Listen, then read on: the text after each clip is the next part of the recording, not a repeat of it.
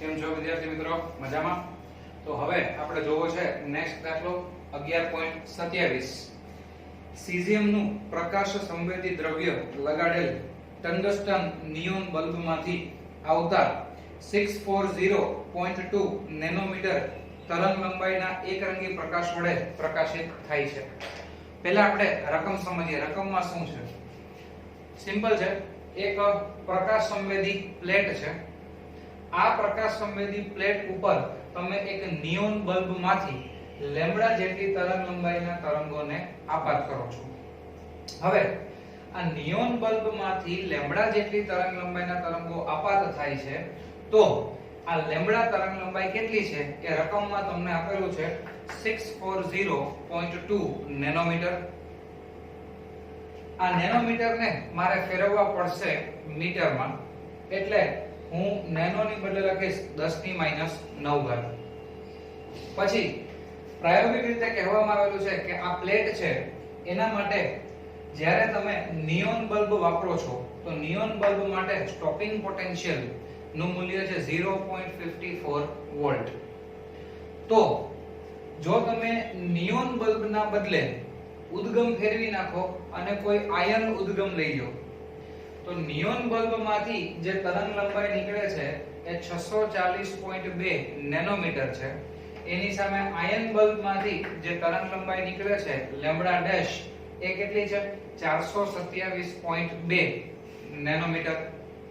હવે તમને એવું કહેવામાં આવે છે કે જો તમે નિયોન બલ્બ વાપરો છો તો તમને સ્ટોપિંગ પોટેન્શિયલ 0.54 મળે છે. જો તમે આયન ઉદ્ગમ વાપરો તો નવું સ્ટોપિંગ પોટેન્શિયલ કેટલું થાય? પ્રશ્ન સમજાય છે? એક જ લીટીમાં જો તમને પ્રશ્ન કહું તો નિયોન બલ્બ વાપરશો તો તમને સ્ટોપિંગ પોટેન્શિયલ 0.54 વોલ્ટ મળશે. જો તમે આયન ઉદ્ગમ વાપરો તો નવું સ્ટોપિંગ પોટેન્શિયલ શોધો.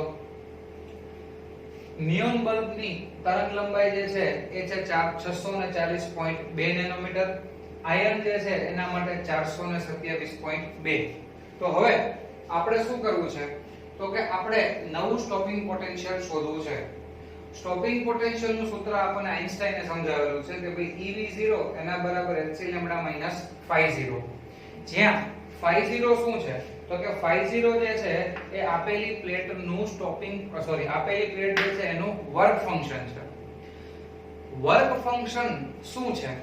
વર્ક ફંક્શન દ્રવ્ય આધારિત ગુણધર્મ છે કે જો બહારથી તમે વર્ક ફંક્શન જેટલી ઊર્જા આપો તો આમાંથી ઇલેક્ટ્રોન જે છે એ સંક્રાંતિ કરી અને બહાર નીકળે. એ વર્ક ફંક્શન એટલે મિનિમમ એનર્જી. તો અત્યારે તમારી પાસે વર્ક ફંક્શન કેટલું છે એ ખબર નથી, એટલે work function is equal to question mark. Work function મને ખબર નથી. નંબર 2, વર્ક ફંક્શન નથી ખબર તો હું નવું પોટેન્શિયલ જે છે સ્ટોપિંગ પોટેન્શિયલ કેવી રીતે શોધીશ? એટલે પહેલા હું શું કરીશ કે નિયોનની તરંગ લંબાઈ અને નિયોન માટેના સ્ટોપિંગ પોટેન્શિયલની મદદથી આ જે પ્લેટ છે એના માટેનું વર્ક ફંક્શન શોધી કાઢીશ. કેમ? તો કે વર્ક ફંક્શન એકવાર મળી જાય પછી ઉદ્ગમ તમે કોઈ પણ વાપરો એનાથી કઈ ફેર પડશે નહીં. ઉદ્ગમ બદલે તો પણ વર્ક ફંક્શન બદલશે નહીં. એટલે એ બાબતને ધ્યાનમાં રાખીને આપણે નિયોન બલ્બને પહેલા ધ્યાનમાં લઈએ. EV0 એના બરાબર hc લેમ્બડા માઈનસ phi0. મારે શોધવું છે phi0. તો phi0 ડાબી બાજુ જાય, EV0 જમણી બાજુ આવે.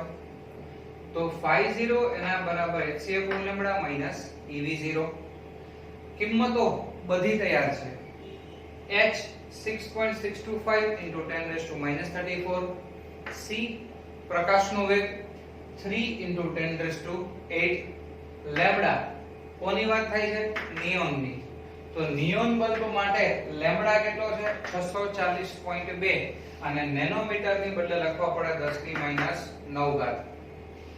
માઈનસ E એટલે 1.6 into 10⁻⁹ અને V0 એટલે 0.54. હવે અહીંયા 6.625 into 3 upon 640.2 આ ગુણાકાર ભાગાકાર કરો ને એટલે 0.0314044 મળે. ધ્યાનથી સમજજો. ઘાતને સાદુરૂપ આપો. -9 ઘાત ઉપર જાય તો +9. 9 + 8 કેટલા થાય? 17. +17 અને -34 એટલે -17 બાકી રહેશે અહીંયા. જ્યારે 1.6 અને 0.54 આ બંનેનો ગુણાકાર થશે 0.864 અને 10⁻⁻⁹. ગુણાકાર ભાગાકારનો એક નિયમ છે. એવી જ રીતે સરવાળા બાદબાકીનો પણ નિયમ છે કે જો તમારે બે ટર્મ્સના સરવાળા કરવા હોય કે બાદબાકી કરવી હોય તો એમની ઘાત જે છે એ સરખી હોવી જોઈએ. અહીંયા છે -17 ઘાત, અહીંયા છે -19 ઘાત. એટલે હું આ 17 ઘાતને આવી રીતે -19 માં ફેરવી દઉં તો -17 છે, દશાંશ ચિહ્ન 1 અને 1 બે સ્ટેપ જમણી બાજુ ખસેડો તો 3.1044 10⁻⁹ મળશે. અને 3.1044 માંથી જો 0.864 બાદ કરવામાં આવે તો જવાબ બાકી રહેશે 2.2404 ગુણ્યા 10⁻⁻19 જૂલ. આને મેં કહી દીધું છે સમીકરણ નંબર 1. તમને ઈચ્છા પડે તો આને ઇલેક્ટ્રોન વોલ્ટમાં ફેરવી શકો છો, પરંતુ ફરજિયાત નથી. ઓકે, તો મેં શું કરેલું છે, નિયોન બલ્બની મદદથી આ પ્રકાશ સંવેદી પ્લેટ ઉપર જે લેમ્બડા પ્રકાશ આપાત થાય છે એની મદદથી વર્ક ફંક્શન શોધી લીધું, જે હવે કોઈ દિવસ બદલવાનું નથી. તો નિયોન બલ્બના બદલે જો તમે આયન બલ્બ ઉપયોગ કરો, એનો ઉદ્ગમ વાપરશો તો સૂત્ર આવું થશે, EV0' એના બરાબર hc/λ' -φ0. કેમ? તો કે નિયોન બલ્બના બદલે આયનનો ઉદ્ગમ છે તો સ્ટોપિંગ પોટેન્શિયલ V0 ની બદલે નવું મળશે V0', જે આપણે શોધવાનું છે. તરંગ લંબાઈ લેમ્બડાના બદલે મળશે λ'. વર્ક ફંક્શન ની અંદર કોઈ પણ ફેર પડશે નહીં. ઓલરાઈટ, હવે કિંમતો h એટલે 6.625 * 10⁻⁻34, c 3 * 10⁸8, λ' 427.2 ગુણ્યા 10⁻⁹ અને φ0 જે છે એને આપણે 2.2404 ગુણ્યા 10⁻⁹ લીધેલું છે. ત્યાંથી સમીકરણ નંબર 1 માંથી બાજુમાં લખી શકાય, કારણ કે સમીકરણ નંબર 1. હવે તમે એમ કહેશો સર અહીંયા કેમ તમે ઇલેક્ટ્રોન વોલ્ટમાં ફેરવેલા નથી? ઇલેક્ટ્રોન વોલ્ટ જે છે એ SI એકમ નથી, જૂલ SI એકમ છે. એટલે જો મેં અહીંયા ઇલેક્ટ્રોન વોલ્ટમાં ફેરવેલા હોત તો મારે ફરીથી અહીંયા જૂલમાં કન્વર્ટ કરવા પડત. એટલા માટે મેં ઇલેક્ટ્રોન વોલ્ટમાં ફેરવેલા નથી. હવે અહીંયા 6.625 ગુણ્યા 3 ભાગાકારમાં 427.2 એ તમે કરશો એટલે આની જેમ જ જવાબ જે છે એ આવશે 0.0465 અને અહીંયા આવશે 10⁻⁻17.